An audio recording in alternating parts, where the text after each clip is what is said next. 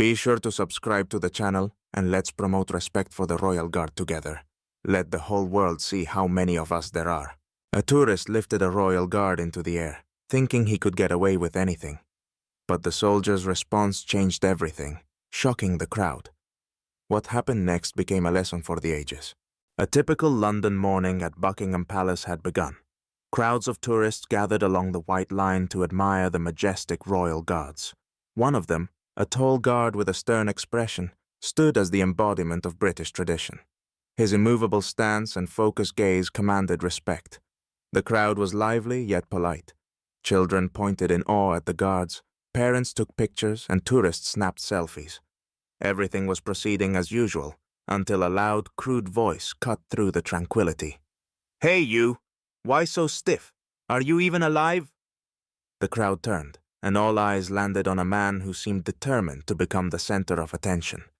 He stood out not only for his behavior, but also for his appearance. He wore an unbuttoned red plaid shirt, exposing a large, sweat-covered torso with glistening folds. His brown shorts clung precariously to his massive waist, while his sandals flapped awkwardly on his feet. His unkempt stubble and greasy black hair made it obvious he hadn't seen a razor, or soap, in days. He walked up to the White Line, ignoring the clear prohibition against crossing it, and loudly continued. "So, this is your Royal Guard? I thought there'd be a show." The man spread his arms wide, throwing a mocking glance at the still guard. The crowd began murmuring. Some pulled out their phones to record. The guard, standing as still as a statue, maintained absolute composure despite the blatant provocation. "Ha! He's not even moving! Maybe he's a mannequin," the man taunted, drawing even more attention to himself. The crowd split in response. Some chuckled nervously, while others shook their heads in disapproval. The guard, however, remained motionless, as if oblivious to the escalating chaos. The man seemed to thrive in the spotlight. Taking a step closer to the White Line, he leaned forward slightly. "Come on, soldier boy. At least blink, huh? Or did the Queen forbid it?" His crude laughter echoed across the square. A tourist in the crowd loudly remarked, "That's enough. Show some respect for tradition." But the man waved dismissively. "Tradition? Oh, please, it's just a bunch of guys in silly costumes. I'm here as a tourist to have fun." The crowd began pulling out their phones, sensing that something big was about to happen. Someone whispered, "He's really crossing the line now." The man laughed loudly again, staring at the immobile guard. "All right, let's see how long you can keep this up." The tension in the air was palpable. All eyes were on this absurd figure in his unbuttoned shirt, teetering on the edge of violating every rule. And the guard? He remained the epitome of patience, standing firm without moving a single inch. The man, reveling in the crowd's attention, decided it was time to take his act to the next level. Taking several steps forward, he crossed the White Line as if it didn't exist. In that moment, the atmosphere shifted, like a lightning strike about to hit. "All right, let's test his nerves," he shouted, winking at the crowd. A few people gasped, and those recording whispered among themselves about what might happen next. Confident in his impunity, the man reached out and touched the guard's bearskin hat. "Nice hat! How much does it cost?" he sneered, continuing his joke. The crowd buzzed. Some laughed nervously, while others looked shocked. Someone shouted, "This is too far! Leave him alone!" But the man seemed oblivious, pressing on. The guard remained motionless, his face betraying no emotion, though his gaze grew noticeably sharper. Even without words, it was clear. The man had gone too far. The tourist slapped the guard on the shoulder with exaggerated theatrics, pretending to recoil as if shocked. "Is he even alive? Maybe he's just a mannequin." The crowd buzzed louder. Someone yelled, "You're a tourist, not a clown. Show some respect." But the tourist only smirked, raising his hands in mock innocence. "Oh, come on, I'm just having fun. This is entertainment, right?" Then, to everyone's astonishment, he suddenly grabbed the guard around the waist. Using his massive arms, he lifted the guard into the air. For a moment, it felt like the world had stopped. "Look at this! He's so light!" the man shouted with a smug grin. This act triggered an explosion of reactions from the crowd. Some screamed in outrage, "That's pure disrespect! Put him down!" Others, more indifferent, kept recording, eager to capture every second. Smartphones captured the scene from every angle, while the tourist continued his antics, fully convinced he had the right to do whatever he pleased. But in that moment, even the most passive spectator sensed that the guard, despite his extraordinary restraint, could no longer let this go on. The crowd held its breath, waiting for his response. The tourist still wore a grin, convinced he was in charge because, in his mind, he was paying for this. And then, everything changed. The silence that followed the tourist's brazen action lasted only a moment, but it was far more deafening than any noise. The crowd held its breath as the guard, as if breaking free from his stillness, suddenly took a sharp step back. The man, unprepared for such a move, lost his balance and released the soldier. "Sir, you have crossed the permitted boundary. Step back immediately." The guard's voice rang out, cutting through the tension like a blade. The sound struck the crowd like a hammer.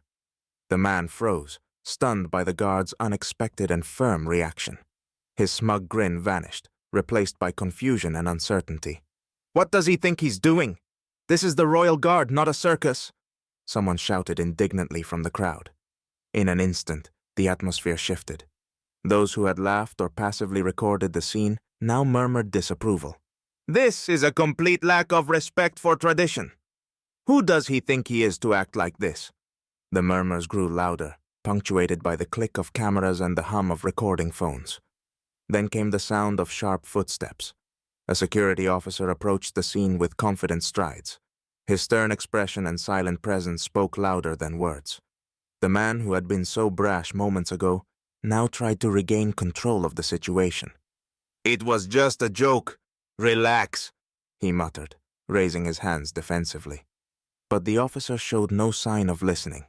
His voice was calm yet firm. "Come with me. You've broken the rules."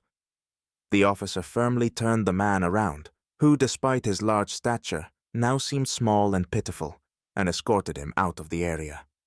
The crowd followed them with a chorus of condemning shouts. "Get him out of here! Such disrespect is unacceptable!"